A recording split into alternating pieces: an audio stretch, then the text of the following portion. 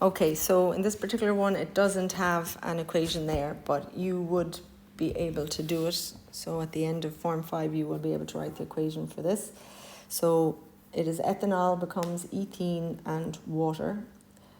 We read our question, we write our ratio, so it's a 1 is to 1 is to 1.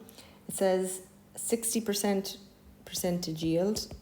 Okay, so 60% yield, we're already given this.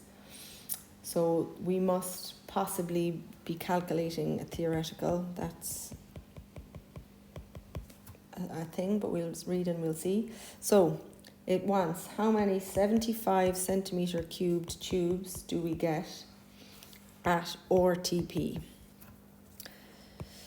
And we're starting with 2.4 centimeters cubed of ethanol with a density of 0.8 grams per centimeter cubed. So over on this right hand side we have a volume and we have RTP. So when we get there, that's going to be our volume triangle with the 24.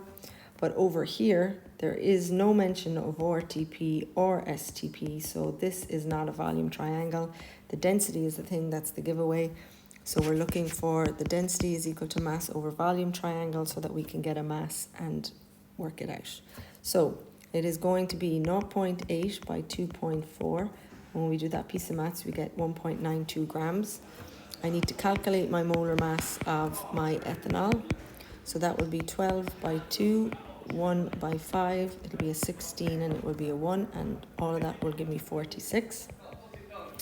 So I then have 46, and when I divide those, I end up with 0.0417 moles. So at this point, we always rewrite our ratio as moles. 417, 0.0417, and whatever we have to do is going to come out of this box. So this is the moles that we're interested in. So at this point, we know that we're trying to work out how many volume of tubes. So 0.0417, it'll have to be multiplied by 24,000 centimeters cubed to figure out what is my theoretical volume. So when I do that, I should get 1,002 centimeters cubed. That is my theoretical yield. Okay.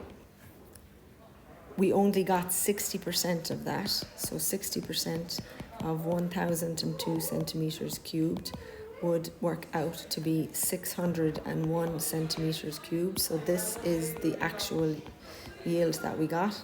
And now I have to figure out how many times 75 goes into 601.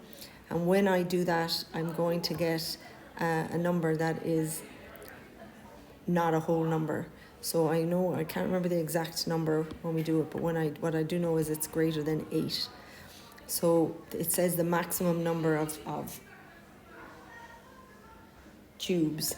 So the maximum number of full tubes that you would be getting from this would be 8 tubes. When we collect this, we collect it underwater. We collect it with the beehive. So you will have a test tube that will be full of water and your gas will be pouring into it.